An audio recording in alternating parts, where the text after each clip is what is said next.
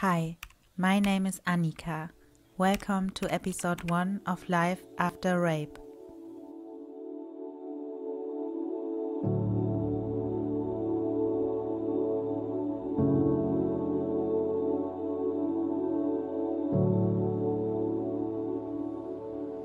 January 2020, I left to start a new life.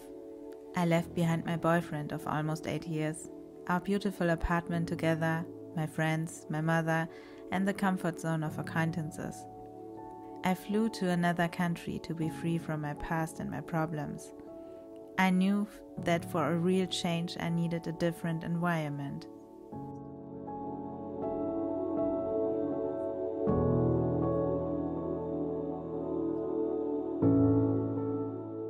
I have donated or given away most of my clothes and most of what I have owned.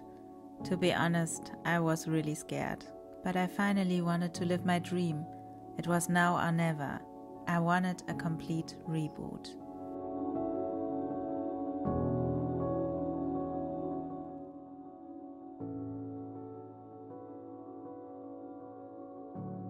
But when did something like this ever work?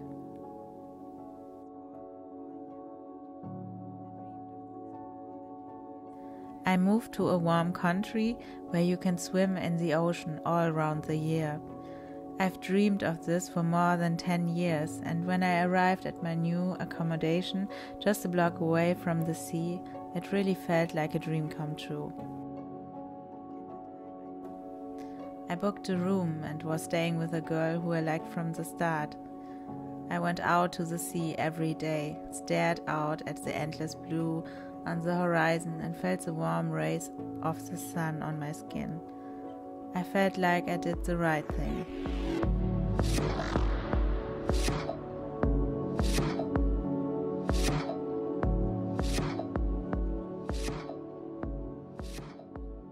The first few months were great, and one day I even said to my then boyfriend that I might stay here forever. At the time I could really imagine that. I lived in a small port town with great restaurants and friendly people. Later I moved a few more times and lived in really nice places as well. When I was in Thailand for the first time, as soon as I got out of the plane, I felt like a part of me belonged there. It was different in this country.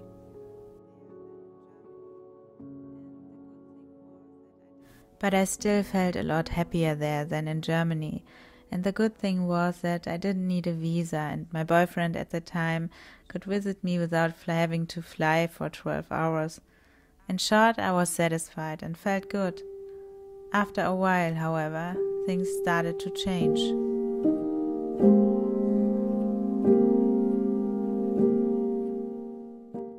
Old habits caught up with me.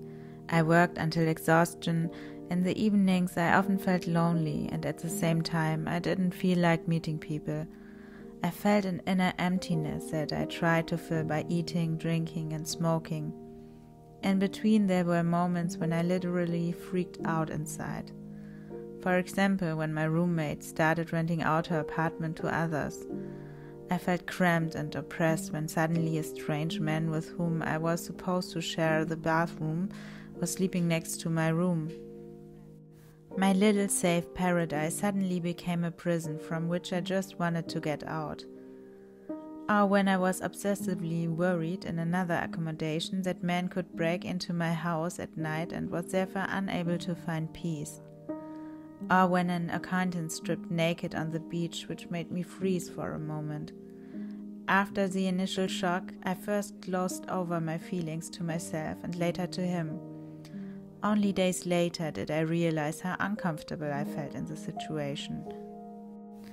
I gained 30 kilos in half a year, and although I didn't want to go back to Germany under any circumstances and didn't know where else in the world I was supposed to go at that point in time, I just wanted to get away. Wait a minute, we already know that, right? I was talking to some friends about how uncomfortable I feel about my weight and a few other things, all external factors. They reassured me and said that this can happen from time to time and that it will probably change again. But it didn't. Instead, I felt progressively worse. I was unhappy with my life, and there was one particular area that I was now certain I needed help with. So I found a therapist with 30 years of experience in this area, told him my problem and hoped he could help me fix it. Already in the first session, he told me that what I came to him for is not my real problem. He asked me if I had experienced trauma, and I said yes. However, the main thing I thought of when I said yes was my childhood. We started working with EFT and my inner child, and what happened next was just amazing. Before that, I was not even remotely aware of how negative I was towards myself because of situations from my past, violence, racism, exclusion, or my dysfunctional family at the time, consisting of my mother. I didn't realize how much I was still perpetuating the thinking and feeling I had learned from those situations, as if what had happened still reflected my reality. I learned to love myself, value myself, manage my emotions, and take care of myself in a healthy way. I now knew how to create a loving dialogue between my inner child and my inner adult, and that completely changed my life in a very short term. I made huge progress and became much freer inside, but there was one thing that still hung over me like a dark shadow. I had gotten so used to this dull something that at some point I no longer even noticed that it was there.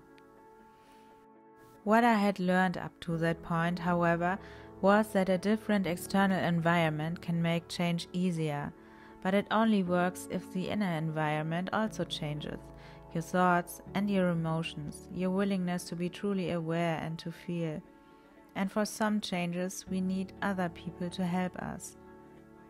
Last month, I flew back to Germany for the first time in 2 years to live with my mother for a few months. At first, I didn't know if that would work out. After all, we hadn't seen each other for a long time, and it had been ages since I last stayed with her for some time. But my concern was unfounded. My mother gave me so much love and security that I wondered how I have survived without multiple hugs and kisses in the last few years. She also reminded me that no matter where I go, I always have a home. Not long ago, in the safe, caring and loving environment, I had an epiphany after a therapy session. At first, everything was fine and I felt great. In the evening, I suddenly had to cry and had flashbacks. The next morning I cried again and remembered things I hadn't known before. They all had something to do with the fact that I was raped in Berlin when I was 14. I'll be 32 in a few months. So it took almost 18 years before I was ready to seriously deal with what had happened then and what it did to me. Up until then, I always thought I was lucky. In my memory, I wasn't in pain when it happened. None at all. I also didn't have the feeling that the rape broke me inside. Sure, sometimes when I drank too much alcohol I cried and suddenly started talking about it. But I was always sure that it was just the alcohol. After all, some people just get melancholy and dramatic when they have had too much. Yes, seriously, I thought I was dramatic if I got drunk sad about it. Looking back now, it seems so obvious to me what has been going on with me all these years. And I also understand why traveling hasn't made me feel better in the long run. Nothing helped. It is true that the environment shapes the person, but the most important environment is the inside, the thoughts and the feelings. Remember? On this morning a few days ago, I felt anger for the first time when I thought about the men from back then. Because I didn't feel anything until then, I assumed I had forgiven them. Now I think I lived in survival mode for a very, very long time, which just didn't make me feel anything anymore. My brain, my subconscious, just turned off the feelings to protect me. It wasn't easy to face them now, but despite the pain, it was one thing above all: liberating. My therapist suggested that anger is an emotion that is absent from most traumatic experiences, and that finding anger again is a sign of healing, and that every trauma healing comes with some pain, just like childbirth. It is true. This is definitely not the kind of YouTube channel I wanted to start, but it's probably the one I needed. Above all, this is what I have a passion for: good and nourishing food, slow living, inner growth, nature, dating, and navigating happily through life. It is nice to have you here. See you in episode 2.